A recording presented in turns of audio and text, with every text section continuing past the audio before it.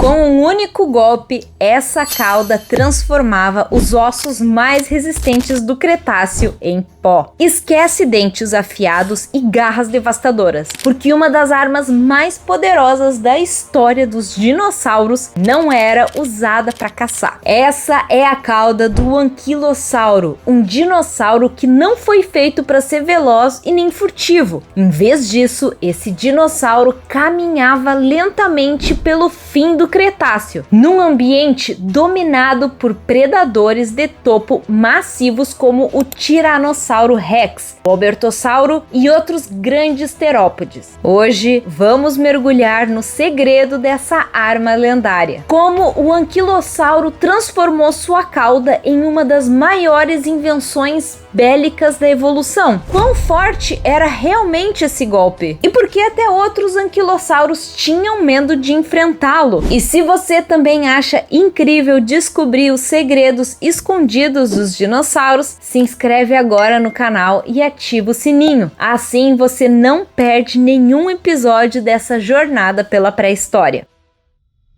O anquilossauro, o nosso querido tanque de guerra pré-histórico, era um herbívoro lento, sem camuflagem. Sua visão provavelmente era mediana e o seu cérebro mal impressionava. Na teoria, o anquilossauro não parecia ter muitas vantagens, mas mesmo assim emergiu como um dos herbívoros mais bem-sucedidos e perigosos já conhecidos. O que faltava em velocidade e inteligência compensava em outras formas únicas. O anquilossauro é amplamente considerado o animal mais blindado de todos os tempos, coberto da cabeça à cauda por enormes placas ósseas e espinhos afiados. Era basicamente um tanque vivo, mas sua armadura e tamanho não eram a parte mais intimidadora desse animal. O anquilossauro desenvolveu uma solução muito mais direta para sobreviver: a sua clava caudal. Na ponta do seu corpo fortemente blindado, tinha essa clava, formada por enormes osteodermos fundidos em um botão oval. Em outras palavras, um pedaço de osso gigantesco e incrivelmente denso na ponta da cauda. Para funcionar com eficiência, essa arma exigia uma anatomia altamente especializada. Ao contrário das caudas flexíveis em chicote, como a do Diplodocus ou do Estegossauro, com o seu tagomizador, o anquilossauro tinha um cabo rígido construído a partir de vértebras fundidas e grossos tendões ossificados. Essa estrutura permitia que ele balançasse sua clava com força total sem se ferir. Pesquisadores que estudaram extensivamente a anatomia do anquilossauro explicam que sem esse reforço, um golpe tão poderoso podia rasgar os músculos ou deslocar os próprios ossos. Mas o anquilossauro não tinha esse problema. Sua cauda era uma arma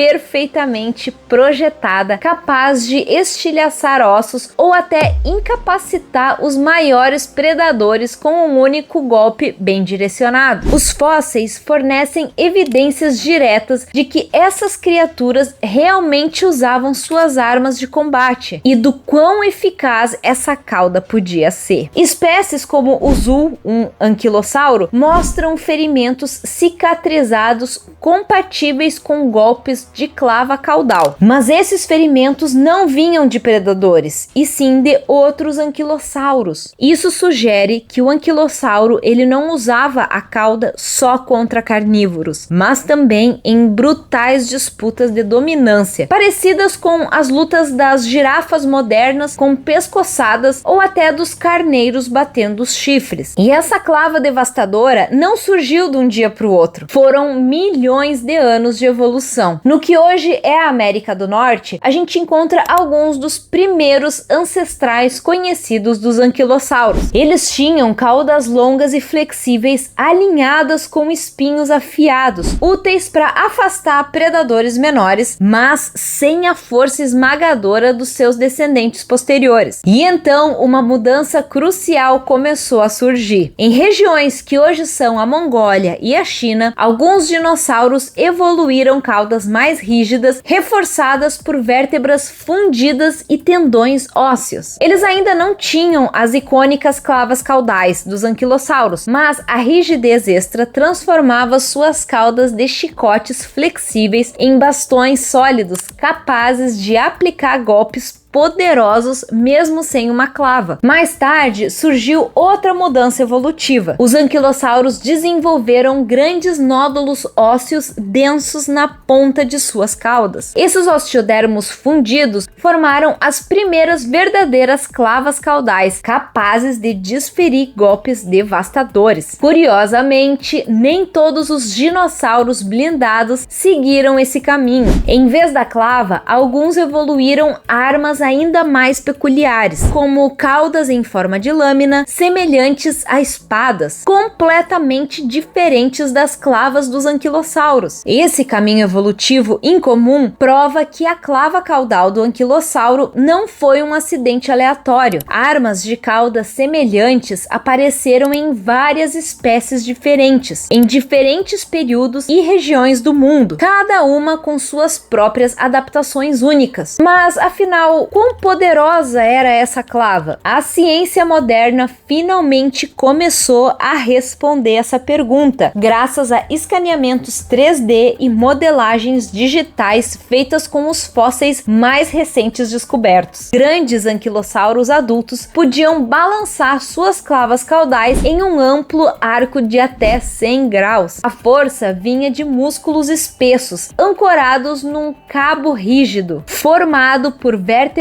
fundidas e tendões endurecidos. Essa estrutura não só proporcionava estabilidade, mas era projetada para o impacto, e esse impacto podia facilmente causar danos significativos, até mesmo quebrar os ossos de um predador muito maior. Estudos biomecânicos calcularam o potencial destrutivo dessa arma. A ponta da cauda poderia atingir velocidades de até 100 km por hora, e uma clava de tamanho máximo podia gerar entre 7.300 e 14.400 newtons de força. Isso era mais do que o suficiente para estilhaçar ossos. Na prática, forte o bastante para quebrar as pernas ou articulações de grandes dinossauros. Em outras palavras, o anquilossauro tinha sim a capacidade de causar estragos sérios. E a prova tá nos fósseis. Um dos exemplos mais claros vem de um parente próximo do anquilossauro, cujo nome significa literalmente destruidor de canelas, o Zul. Paleontólogos descobriram um esqueleto excepcionalmente bem preservado desse animal. Ele estava completo, com impressões de pele e fileiras de placa óssea ainda no lugar. Mas o que realmente chamou a atenção foram os quadris. Várias das grandes estruturas pontiagudas ao longo das laterais estavam quebradas, desgastadas e depois cicatrizadas. Isso indicava duas coisas. Primeiro, que os ferimentos não foram fatais, e segundo, que havia sido causado por algo poderoso e achatado. Os traumas eram muito precisos para serem obra de predadores. Se, por exemplo, fosse um ataque de um T-Rex, a gente ia ver perfurações profundas e marcas irregulares de dentes. Em vez disso, o que a gente encontrou foram sinais claros de trauma por impacto, exatamente no ponto em que a cauda de outro anquilossauro teria atingido num golpe lateral. Isso sugere fortemente que esses animais não usavam suas caudas só contra carnívoros, mas também uns contra os outros, provavelmente em combates por território, dominância ou parceiros. Ou seja, não eram apenas tanques passivos tentando sobreviver, mas criaturas sociais engajadas em violentas batalhas de cauda. Mais cedo, a gente viu como os anquilossauros evoluíram gradualmente suas icônicas clavas caudais, mas no Cretáceo Superior essa jornada estava completa. A clava já não era um experimento, era uma arma totalmente desenvolvida. A partir daí, a evolução não se tratou mais de invenção, mas de variedade dentro da família dos anquilossauros. Algumas espécies, como o Anodontossauro, desenvolveram clavas largas em forma de cunha, com uma saliência central distinta, possivelmente mais adequadas para golpes rápidos, precisos ou mesmo combates. Já em Tarchia, a gente vê uma abordagem totalmente diferente, uma clava larga e achatada combinada com um crânio fortemente reforçado, transformando o corpo inteiro numa arma. Cada cauda foi moldada por pressões diferentes, predadores, ambiente ou comportamento social. Algumas foram feitas para ferir, outras talvez só para intimidar. Outras ainda seguiram um caminho separado, abandonando a clava e investindo em espinhos e massa defensiva. E isso não era um estágio primitivo, mas sim pontos finais especializados, uma prova de que até uma única arma pode evoluir em múltiplas direções, cada uma afinada para garantir a sobrevivência.